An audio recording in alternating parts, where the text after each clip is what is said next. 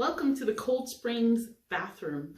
I know this seems kind of a weird setting, but this is where I'm going to talk about the stuff that I'm going to be working with. So it's about 4 o'clock and Bobby's going to be heading home in about 30 minutes.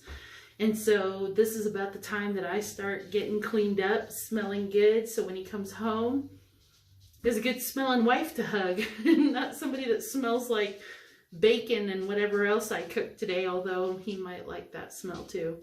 But anyways, I wanted to talk about a couple uses for hair and shampoo. So I know I touched on it real lightly before, and I also talked about the stuff for body deodorant or body odor. The stuff I use for my hair, there's some few key ingredients that I wanted to talk about. One is egg. Eggs create good nutrients for your hair to come out shiny. So I've been trying to get my hair to be a little more sheen and shiny, not real frizzy. You can still see some of the frizz that's left over. I have very dry, there's a dry climate here in Nevada, and a lot of washing, a lot of shampoo, especially shampoos with sulfate in it. So I kind of ditched the shampoo altogether. I've made a video about that, and all I did was talk about it. So today I'm going to show you what I'm going to do. Egg is full of nutrients and protein, which is helpful for your hair, especially when your hair is dry, brittle, and rough. I use one egg, and I put it in one of these little mason jars, and I beat it. If you want extra rich moisture, use an extra yolk. The egg white is good too, but the yolk is very rich in moisturizers. Not moisturizers, I don't know how to explain it. The proteins in it help hold moisture in your hair shafts. Your actual hair is no longer a living thing. Your hair follicles are still alive. Baking soda. Baking soda is a good abrasive and absorber. So baking soda is better for when you're washing your hair. It's good for when you're washing anything, really. I mean, you could use baking soda on the inside of your oven, scrub it around a little bit, and it'll just scratch the stuff right off. On your scalp, it's good to get baking soda down underneath your hairs. I'm going to need to take this off anyway. But it's good to get most of the baking soda part under your hair, in your scalp, and just rub it around.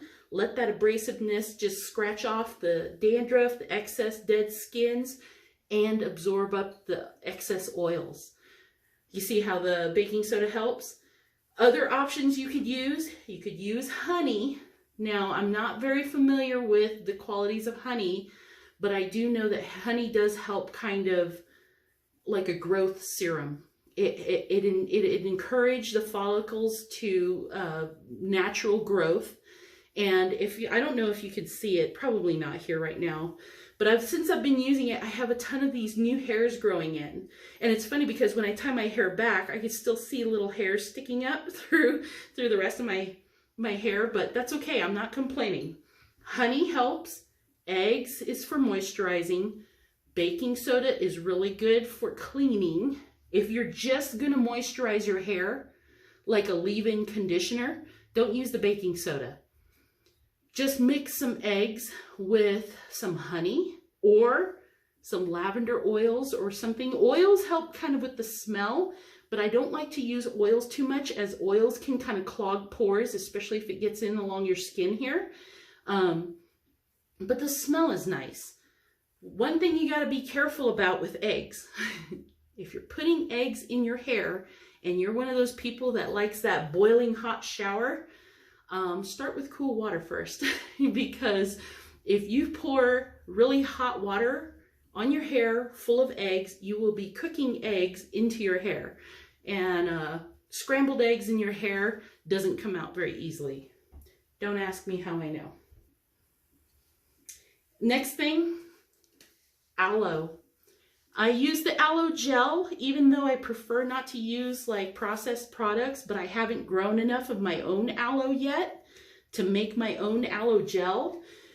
But aloe gel adds kind of like an extra moisture, so that, not moisture as in moisture to your hair, even though it does have a lot of vitamin E, it adds more moisture, especially if you have 2 tablespoons of baking soda in your serum here.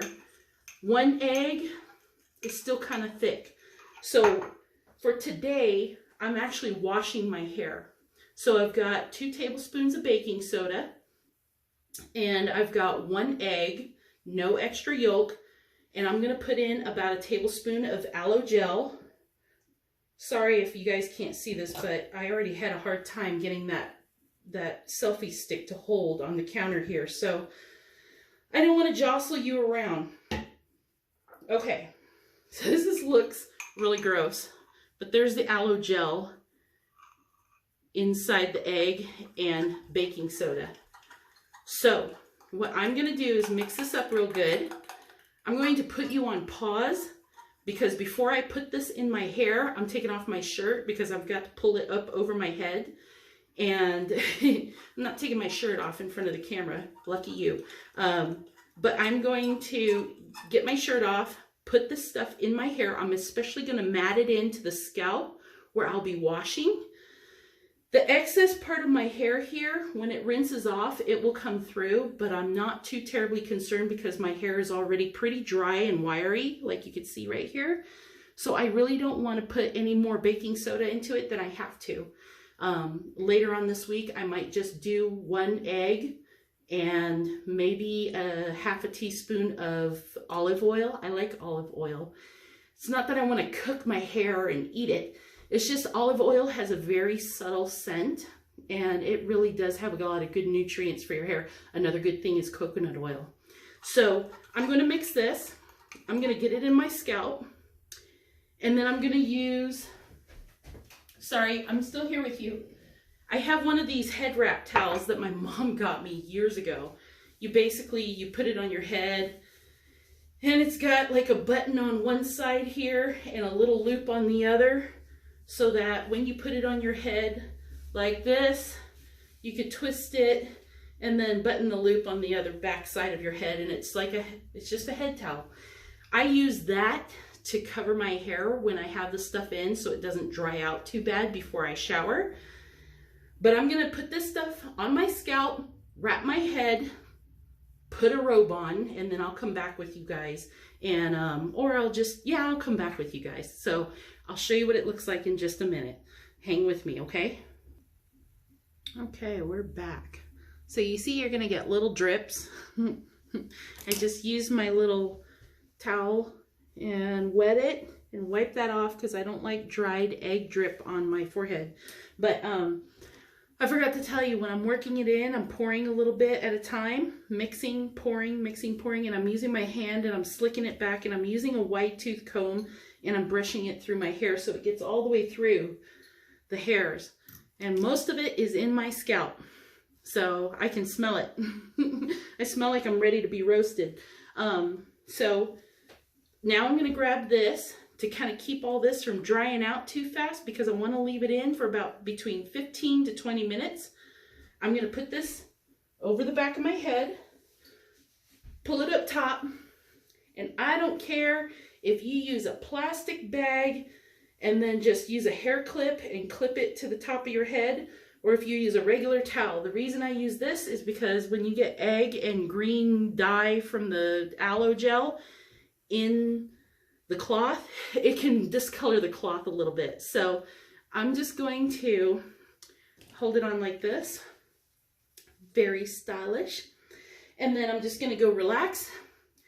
I would suggest reading about, I don't know, read about 15 scriptures, lines, and read them slow.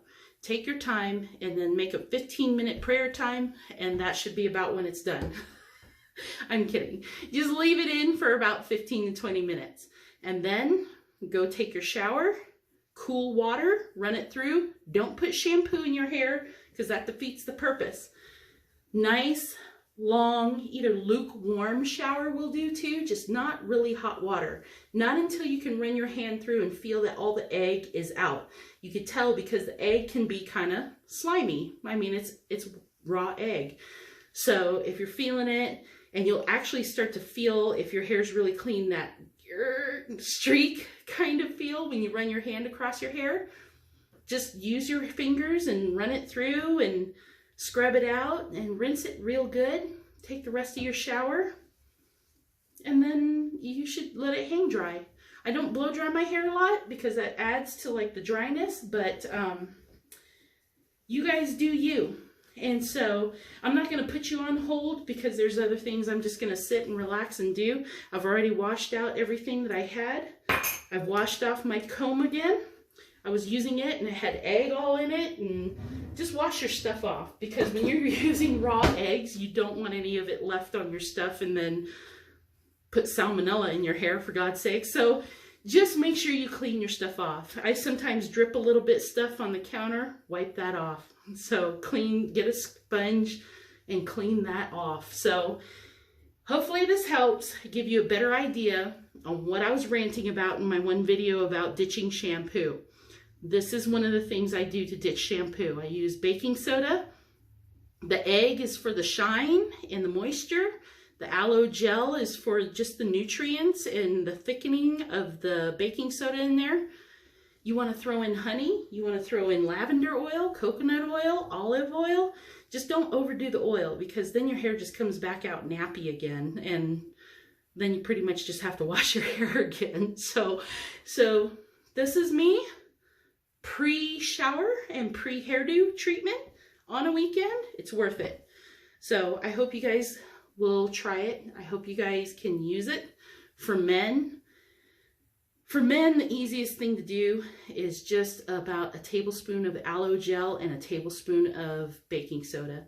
I know men are not as into having sleek, shiny hair, but I mean, you still want it clean. So the key about soap that I've learned, and I'm just going to leave you with this, is that we have been prone and indoctrinated to believe that if something needs to be clean, you have to have a soapy lather. What you don't understand about soapy lather is half the time it's sulfate and chemicals that are making that lather. Things such as washing your dishes. Why do we wash our dishes with soap? We eat off those plates. When boiling water can just clean it off, clean grease off just as well as soap, why are we putting soap on things that we're eating off of? You're going to eat soap? I mean, would you put laundry soap on your dishes? No, but what's the difference if you're putting dish soap on your dishes? We use laundry soap on stains, and we also use dish soap on little spots, so don't get me started. But my point is, just because it doesn't lather doesn't mean it's not cleaning. And just because we were raised to believe that soapy, bubbly lather is clean doesn't mean it's true. Just bear that in mind. Anyways, guys, hope you guys can find this a natural way to do this. And if you make it yourself, you know what's going in it, you make it your home. Stay safe, you guys.